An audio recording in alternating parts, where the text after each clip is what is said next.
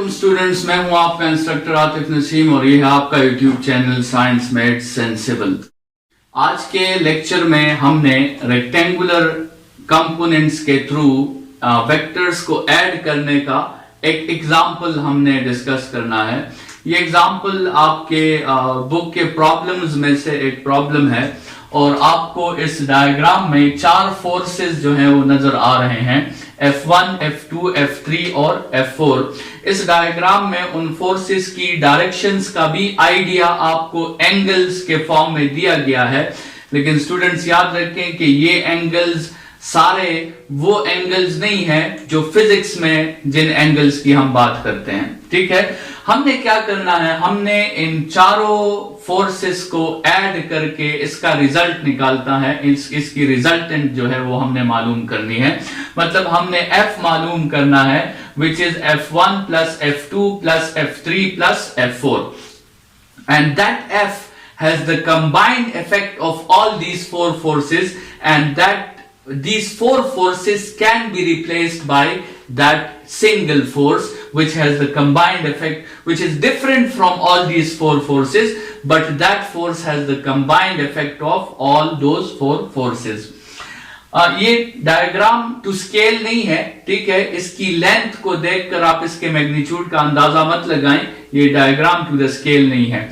Values आपको सब given है। F1 का मैग्नीट्यूड है 80 न्यूटन और F1 की जो डायरेक्शन है according to the physics conventions that is 0 degrees, क्योंकि F1 is parallel to x axis.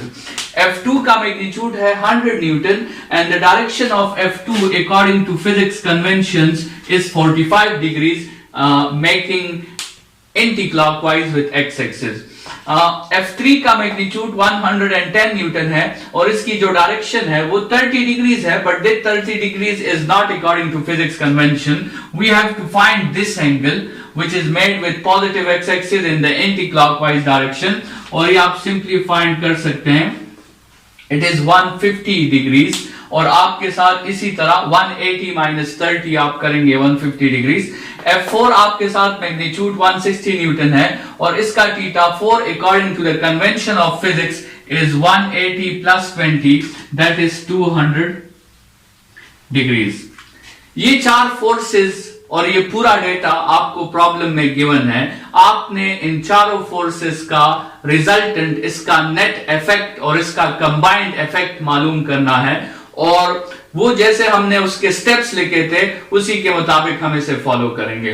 Step number 1 हमारा था कि जितने भी वेक्टर्स हमें गिवन है हम सबको रिजॉल्व कर दें, हर वेक्टर को हम रिजॉल्व कर दें। यहां पर हमारे साथ 4 वेक्टर्स गिवन है तो हम हर वेक्टर को 2-2 कंपोनेंट्स में रिजॉल्व करेंगे। मतलब हमने 4 वेक्टर्स को 8 वेक्टर्स में कन्वर्ट करना है। ये F1 का आपने x कंपोनेंट और y कंपोनेंट दोनों मालूम करने हैं। वो x कंपोनेंट हो जाएगा 80 cos 0, y कंपोनेंट हो जाएगा 80 sin 0। इसी तरह F2 का x और y, तो उसका x 80 cos 45 और उसका y 80 sin 45। इसी तरह F3 का x और y, so F3x is 110 cos 150, F3y is 110 sin 150। इसी तरह F4 का x और y दोनों कंपोनेंट, F4x 160 cos 200 और F4y 160 sin 200। ये सारे आपको 4 कंपोनेंट्स ये हैं और 4 कंपोनेंट्स ये हैं, ये सारे आपने कैलकुलेट करने हैं और सामने आपको उनकी वैल्यूज जो है वो नजर आ रही हैं। ये हमारा स्टेप फर्स्ट था कि हमने सारे वेक्टर्स को रिजॉल्व कर दिया। स्टेप नंबर 2, आपने उस रिजल्टेंट फोर्स का x कंपोनेंट फाइंड करना है by adding all the x components of all the individual vectors. ये जितने भी आपके साथ इंडिविजुअल वेक्टर्स के जो x कंपोनेंट्स आए हैं, F1x, F2x, F3x और F4x, इन सब को आपने आपस में ऐड कर देना है और रिजल्ट को मेंशन कर देना है। This is the x component of the resultant vector. फिर आपने the y component of the resultant vector के लिए क्या करना है, आपने जितने भी y कंपोनेंट्स फाइंड किए हैं, F1y, F2y, F3y और F4y, उनको आपने आपस में ऐड करना है और वो Fy का result, this is the y component of the resultant vector. फिर आपने अपने रिजल्टेंट वेक्टर का मैग्नीट्यूड फाइंड करना है with the help of Pythagoras theorem, and वो आपके साथ आएगा, ये दोनों वैल्यूज उसमें पुट कर दें, 118.6 Newton. This was the magnitude of that single force which has to replace all these forces. ये वो नेट रिजल्ट है जो हमने इन सब को ऐड करने के बाद फाइंड किया है। अगर ये प्रोसेस हम ग्राफिकल मेथड से करते हैं, हेड टू टेल मेथड से करते हैं, तो हो सकता है कि हमें ये रिजल्ट ना मिलता और हमें इसके करीब करीब रिजल्ट मिल जाता, कुछ ड्राइंग के एरर्स की वजह से और कुछ स्केलिंग और एंटी स्केलिंग के प्रोसेसेस की वजह से। So this method is considered more accurate than head to tail rule.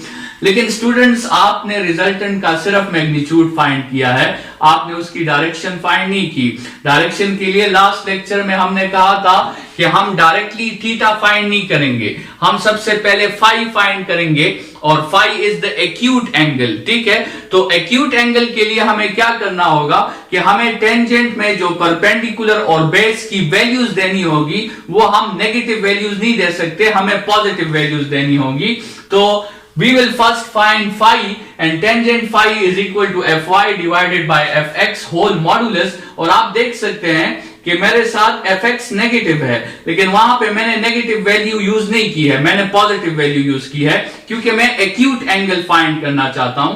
मैं वो एंगल फाइंड करना चाहता हूं जो एक ट्राइंगल के बेस और हाइपोटेन्यूज के दरमियान बनता है। स्टूडेंट्स, वो एंगल मेरे साथ 36.77 डिग्रीज आता है। अभी मैं ये देखूंगा कि ये जो रिजल्टेंट फोर्स है 118.6 न्यूटन, ये किस क्वाड्रेंट में है, और ये मुझे इन दोनों के साइंस से पता चलेगा, fx और fy के साइंस से मुझे पता चलेगा। चूंकि मेरे साथ fx यहां पे नेगेटिव है और fy मेरे साथ पॉजिटिव है, और ये पॉसिबिलिटी स्टूडेंट सिर्फ सेकंड क्वाड्रेंट में हो सकती है। So this means our force, our f, our combined result is in the second quadrant, और second quadrant में जो acute angle find किया है मैंने, which is 36.77, वो ये एंगल है। But I am not concerned with this angle.